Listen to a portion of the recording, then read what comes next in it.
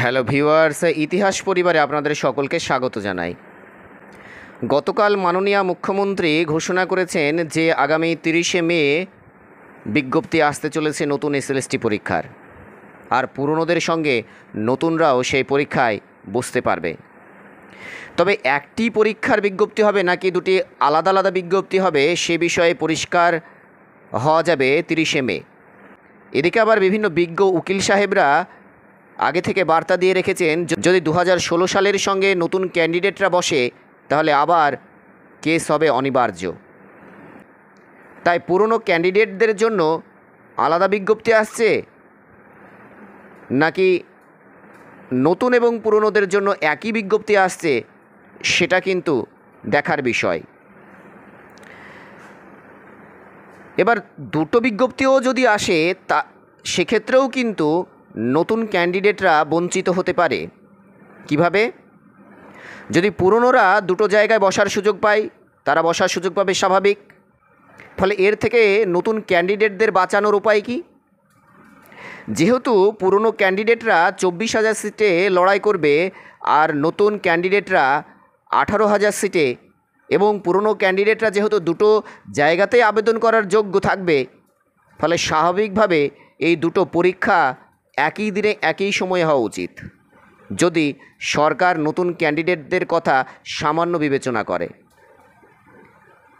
আর এই নতুন ক্যান্ডিডেটরা যারা দীর্ঘ 10 বছর ধরে হতাশায় অন্ধকারে নিমজ্জিত হয়ে আছে, যারা দীর্ঘ 10 বছর অপেক্ষা করেছিল একটা এসএলএসটি পরীক্ষা হবে, একটা এসএলএসটি পরীক্ষা হবে, একবার পরীক্ষা অন্তত দেব, তারা কিন্তু সে আবার বঞ্চিতই রয়ে যাবে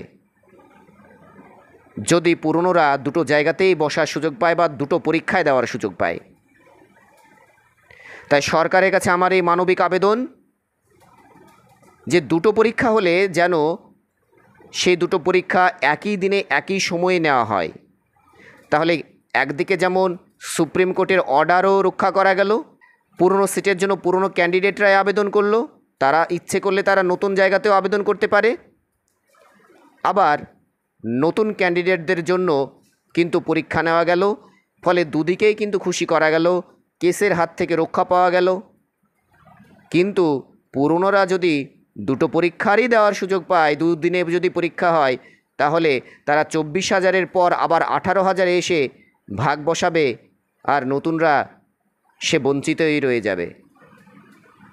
তাই সরকারের কাছে আমার এই মানবিক আবেদন যে সরকারের হাতে রয়েছে দুটো পরীক্ষা একই দিনে সে নিতে পারে, তার অধিকার রয়েছে, তা সে চাইলে পারে সেটা করতে।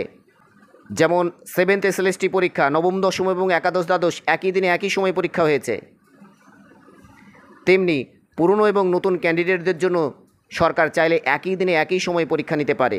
ফলে সেক্ষেত্রে কিন্তু সবার স্বার্থই বজায় থাকবে, নতুনদের স্বার্থও বজায় থাকবে, পুরনোদের স্বার্থও বজায় থাকবে, আবার সুপ্রিম কোর্টের অর্ডারও রক্ষা হবে, এবং আলটিমেটলি সবাই খুশি হলে সরকারেরও তাতে লাভ হবে।